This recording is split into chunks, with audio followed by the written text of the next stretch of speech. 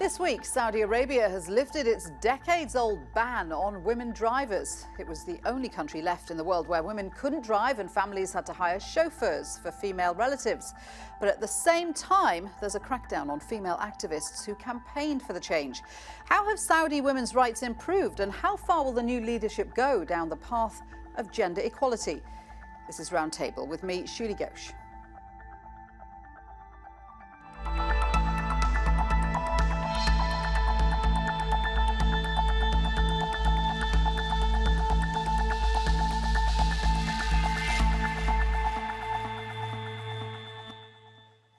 Saudi Arabia's Crown Prince Mohammed bin Salman wants to return his kingdom to moderate Islam. Giving women the right to drive is an historic moment. So far, more than 120,000 women have applied for their licenses. But what difference will this make in a country where women are still subject to male guardianship rules?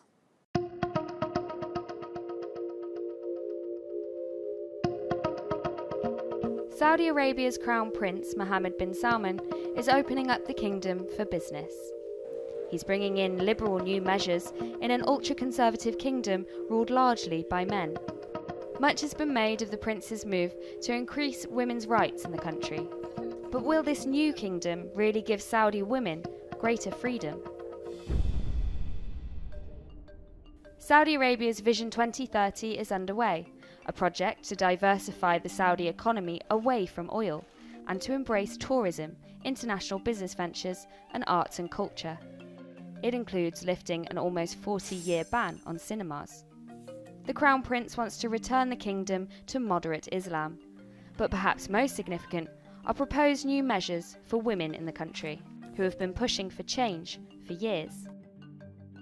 In 1990, 47 women took to the roads to protest restrictions on their freedom to drive. All were arrested, lost their jobs and were banned from travelling. 2 decades later, as revolution swept the Arab world, Saudi female activists started the Women to Drive campaign, using social media to mobilise. It's looking like their determination has paid off. On June 28th, the ban will be lifted. وهذا الشيء راح يساعدنا ان احنا نصير نخدم نفسنا، ما لنا بحاجه لحدا يعني يودينا ويجيبنا ولا للسواقين ولا للشيء، يعني كل واحده راح تصير حره لحالها مستقله، يعني راح يكون في شويه استقلاليه للمراه انها تروح وين ما تجي وين ما تروح، ما هي محتاجه لاحد انه تاجل مواعيدها وطلعاتها عشان بانتظار حد يوديها واحد يجيبها. But is change coming quickly enough for women in the kingdom? While the Crown Prince is applauded for his new liberal stance, rights groups point to a backlash on the ground. They claim that at least 11 activists were arrested in a recent crackdown and publicly branded traitors in government-aligned media. Given the significant loosening of certain restrictions on women's activities in Saudi Arabia in recent months, including the forthcoming ending of the ban on women driving, it's perplexing why both women and men engaged in campaigning for such positive developments are now being targeted by the authorities. Even though the country's male guardianship law has been relaxed, women in the kingdom are still unable to travel abroad, open a bank account or start a business without permission from a male relative. According to custom, men financially support women and their children, meaning women who are divorced or widowed struggle without a man's income. It's led some to suggest that outside of the liberal elites, not much has changed for ordinary Saudi women. Saudi Arabia is teetering on the edge of real change. Can the country's young crown prince find a way to keep clerics happy, whilst ensuring the promise of a modern, outward-looking Saudi Arabia includes its own female citizens? Well, joining us now from Stockholm is Hana Al-Khamri, who's worked as a journalist in Saudi Arabia and is author of the upcoming book, Female Journalists in Gender-Apartheid Saudi Arabia. In Amman, Jordan, is Hiba Zayadin from Human Rights Watch. She's been investigating human rights abuses in Saudi Arabia. And with me in the studio, Nasreen Shaikh Jamal Al-Lail, a Saudi-British artist who founded Variant Space, an art collective of Muslim women. Good to have all of you with us. Thank you very much indeed for that. Let me start with you, Hana, because I know you've worked in Saudi Arabia as a journalist for many years. How difficult has it been to work there as a woman? Thank you so much for having me here today. It has been, of course, very challenging. It's very difficult to live as a woman in the kingdom, but it's even challenging when you become a female journalist because you work in a profession that depends on free mobility to get your stories out. So and you live also in a country that has no decent and accessible public transportation, which has added to the difficulty. So you were reliant on someone driving you around to get to the story? Yeah, absolutely. I had to beg, literally, many times, male relatives to drive me around. And they sometimes, and this is not only my case, I think it's the case of any women living who has been living in the kingdom, basically more than half of your salary to private drivers, and have a good term with them. Otherwise, they might run away. Oh my goodness. Hiba, clearly the right to drive is a huge step for a lot of women in Saudi Arabia. But at the same time, we have these arrests of female activists who are calling for this change. Just bring us up to date with what's the situation regarding those arrests. So as of the 15th of May, we've been seeing a growing crackdown on women's rights activists in the kingdom. At least 14 activists have been arrested since May 15th. Some have been released, and we've got at least 9 confirmed activists currently behind bars. The latest arrest, a couple of weeks before the driving ban was set to be lifted yesterday. And those 2 latest arrests were, it seemed as if, because these women had showed support for the activists behind bars. But the reason they're being arrested, what is the reason being given for their arrests? My understanding is that they're being arrested on grounds of consorting with foreign powers, some kind of treason charge. Is that correct? So the accusations are very vague, they're broad and catch-all, and have been used before to crack down on dissent. Basically, one of the accusations is suspicious contact with foreign entities. Another is providing moral support or moral and financial support to hostile entities to the kingdom. These are broad accusations, and you're accusing these women and their male supporters, some of whom are professors, they're academics, they're intellectuals, simply because of their activism and for being in contact with foreign media outlets. One of the women, for example, who is behind bars today, Iman al-Nafshan, has written countless times for major international news outlets. So it's pretty ludicrous to be accusing them of destabilizing a Saudi society or the security of Saudi Arabia simply because of their work and simply because of their activism. Nasreen, you're Saudi. You've obviously got family there. You go back and forth there quite a lot. There seems to be a contradicting message here. On the one hand, women are now being free to drive, but on the other, we're seeing these arrests. What do you make of all of this? I think if we're going to take a step forward by allowing women to drive, I think we have to start, this contradiction shouldn't be there.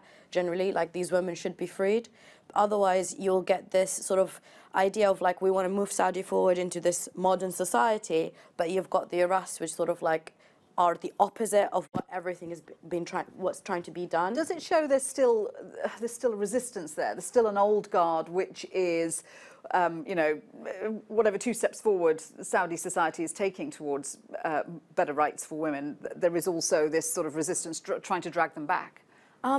I don't think it's to do with sort of like a resistance as such. I think people all want to kind of like move forward and beyond it. Like for me, for example, I want to move beyond the headlines of having another thing about Saudi women where they're restricted or having these restrictions, because what these media headlines do subsequently to a Saudi woman is, if we go anywhere in the world, the only thing that's talked about is that, not what their academic achievements or anything done. So it's sort of like nullifies them to just that sort of like media headline. So it's reducing them to being victims of something. But isn't that the case in Saudi? I mean, I don't want to sort of bark up the same tree as everyone else, but isn't it the case that in terms of female rights, Saudi is pretty oppressive for women? I think we have to think about this 50-50 in a way.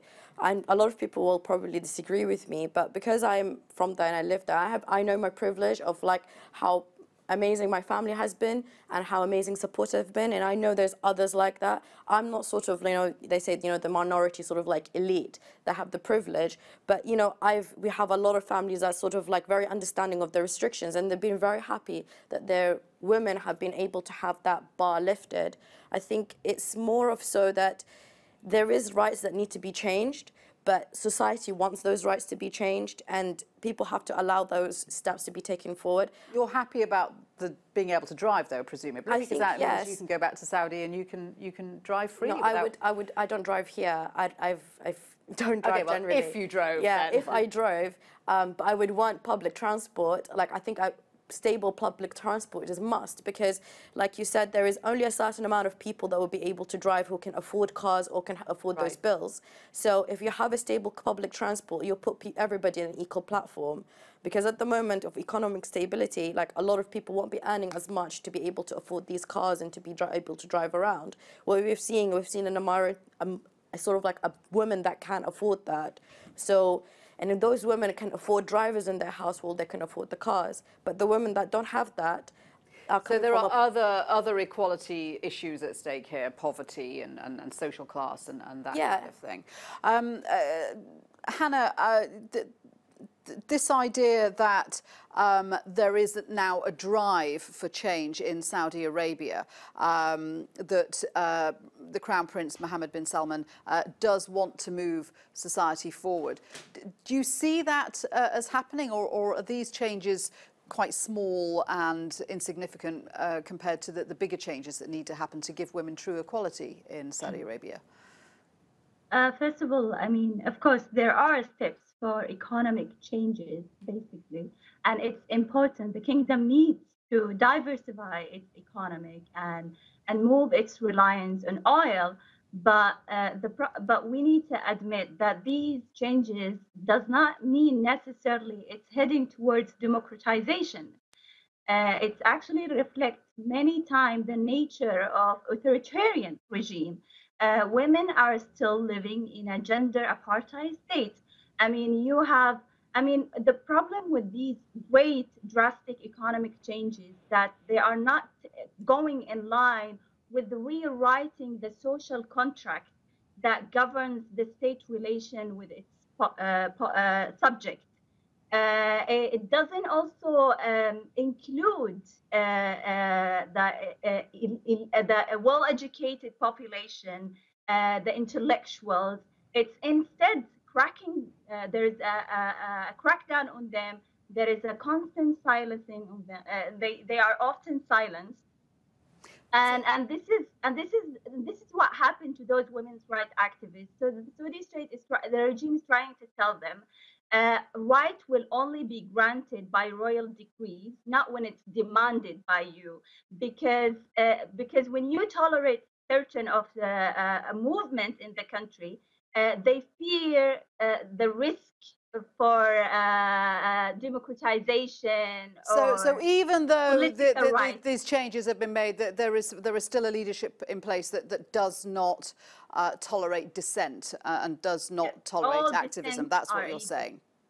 Okay. Yes. In terms of gender equality, though, Hiba, what is it that women still can't do in Saudi Arabia? We mentioned briefly in the report guardianship rules. Actually, the government in Saudi Arabia says there are no guardianship rules. These are understandings that are applied, and King Salman has said last year that no, women don't need male permission to go to university. Women don't need male permission to start businesses. So what is actually the situation?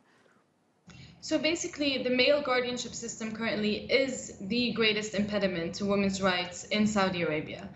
They have no, full agency over their own lives, their decisions, and the male guardianship system is basically where every woman from birth to death, to death, needs a male guardian's approval in order to make a range of critical decisions on her behalf. Yes, King Salman has mentioned, that certain, approvals might not be needed or requested. But the thing is, it's an informal system at this point. There are still ministerial regulations that are required to for marriage, to travel abroad, to renew a passport, even to exit prison. These are all still there. And even after mentioning that when there are no regulations in the books, government agencies should not ask for approval. They haven't introduced any sanctions for people who still do that. So informally, the system is very much still intact. And is that true across the country, or is it enforced more strictly in rural areas, or is it enforced more strictly in Riyadh? I mean, what is the situation? Can women do different things in different parts of Saudi Arabia? So women's experiences, I think, in Saudi Arabia differ, and they vary greatly. Given where they're born, how lenient their male guardians are, how open-minded they are. So the social class, it depends on many things, because it's not a law as you would say, but in many regulations, it's enforced by private actors, government officials. So things like opening a bank account, getting a passport, getting married, getting divorced, all of those things to a large extent require a male permission.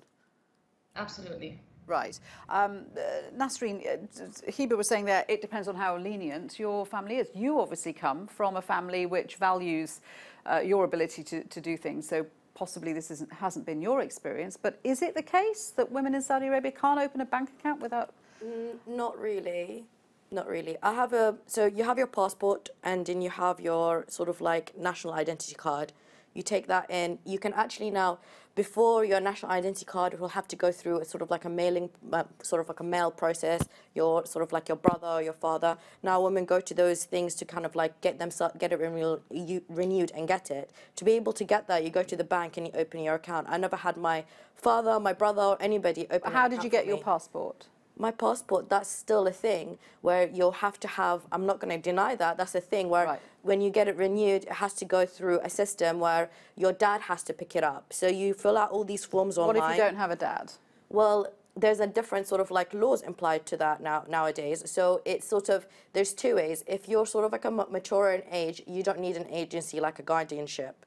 But if you have an uncle, that can be difficult because you have to get permission from them, and it can kind of be messy. I think that sort of law should be applied the same as the national identity to the passport, and it should be defined on how sort of like the guardianship laws, like the outlines of it, it should be outlined. But it is still the case then that male family members can dictate whether you travel abroad, whether you have a passport, and presumably whether you can get married or whether you can get divorced. How does it work in terms of if you wanted to see a male friend for a coffee at McDonald's, for example? Again, you need male permission, right? Well, a lot of people seem to be going. I know a lot of friends that go out and about without asking permission from their family. I come from Mecca. Mecca is supposed to be the most sort of like strict sort of areas, not like Jeddah, like not being very open and hip, but a lot of people go out and do things in their daily lives without having to ask permission. There's sort of like an understanding, but I don't deny that there is some sort of like different experiences of other women that have, have those hardships. But again, I would say that it's very problematic for a lot of people who haven't lived in the country or understand the sort of the dynamics within it to come and say that everybody is having those same experiences. Those things need to change, obviously, and we know those things need to change because it makes life so much easier, not for just the woman, not just for me. My dad is in an old age, and I can't rely on my brothers to pick up my passport all the time, can I? So I would think that... What do the brothers in your family think of this? Do they see the need for change? Obviously, they see the need for change. I think they see the need to change. We're 9 sisters. My family is very big. Yeah, so I have sisters from a different generation than I, and they think that there needs to be a change because you can't, and they're divorced also, and they have their own bank accounts, they work also, they are very independent themselves. One of them works in the medical field and another one works in the tourist field. So they think those changes need to be happening because it will make life so much easier. As soon as those changes are sort of like outlined and actually embedded into the society, it would be much more effective. I think all of these other sort of like outlets, it seems to, I think with Western outlets especially, they have this thing where they, you know, the distressed Saudi women, there's this oppression of some certain Saudi women. But I have to say this, that all Saudi women have the same mentality. They want the change to happen. It's not like this person wants to belittle this other person's story. I'm not trying to undermine any of that. But my personal experience is very, very different. Right. Right. Ladies, I wonder what you make of that, because clearly not every woman in Saudi feels oppressed. They recognise that there is a system there that has to be changed, but their own experiences have been, you know, their families have obviously been far more tolerant. Hana, do you see, I mean, presumably you've seen the other side of the coin, women who haven't been able to do anything because their families aren't quite as enlightened as Nasreen's family? I mean, of course, we should always differentiate women living in central cities from women living in the peripheries. But we cannot deny that there is an entrenched patriarchal, social, and gender norms in the country. So if one bank, if you were lucky to get your account open in one bank, the other bank might refuse it. And I think we should remember also, as a woman, your socioeconomic class and the mentality of your own family might determine the level of invisibility or the possibility or the opportunity that you might get in society. Right. So, so I mean, clearly you can't have a country where, you know, how free a woman is depends on how your village or your town or your family interpret those rules. So do we think that Crown Prince Mohammed bin Salman is moving ahead towards democratizing all laws regarding female equality in Saudi Arabia, or is this just the start and you don't see it going much further? How do you see it progressing? First of all, I mean, the decision to drive the car is merely a pragmatic decision. It is good that women will be able to sit behind the wheels, but it was an outcome of an economic pressure and the internal power struggle that is taking place in the kingdom. So hopefully that this will contribute to change the social norms in the country, but it has nothing to do with the democratization. Women are still legally minor in the country, and the struggle for gender equity and full citizenship is far from over. Hiba, what about the argument that, you know, there's been so much Western focus on women's rights in Saudi Arabia that Saudi women are being reduced to this sort of stereotype of being oppressed women, and it's actually undermining the need for changes as a whole across Saudi society, other changes like income equality? If the Saudi government continues to imprison, target, harass women activists, women civil society, and their male supporters within the country, then they themselves are reducing the experience of women in Saudi Arabia to this. I mean, if women in Saudi Arabia are allowed to express solidarity with these women behind bars, then the international community would not need to come in. But at this point, there is no voices inside Saudi Arabia that are willing to stand by these women because of fear of retaliation. Yeah, and this is an issue. So it's not just about women's rights. There is also this question about freedom of speech, about human rights, about being able to have dissent against the Saudi government. I mean, where do you see your country in terms of that? I think for me, like, I have never. It's the thing is, I have a lot of thoughts and opinions about sort of, if you're saying that we have to be able to stand up with these women, the only way we can do it is basically going by social media and doing things like that. It's not the only way. I know a lot of people that work behind the scenes within Saudi Arabia that are trying to get these women released.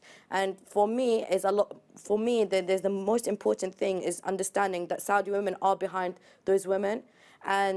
But a lot of Saudi women are scared to say they're behind those women because they're scared of facing retribution. But the retribution they're going to be facing, it's not going to be facing from the women who are abroad. So there's a way in a system that they have to come up for themselves to be able to do these things. For us to be discussing them, it's like discussing something of somebody's hard work they might be doing, but because it's not in the fourth line, you assume that it's not happening.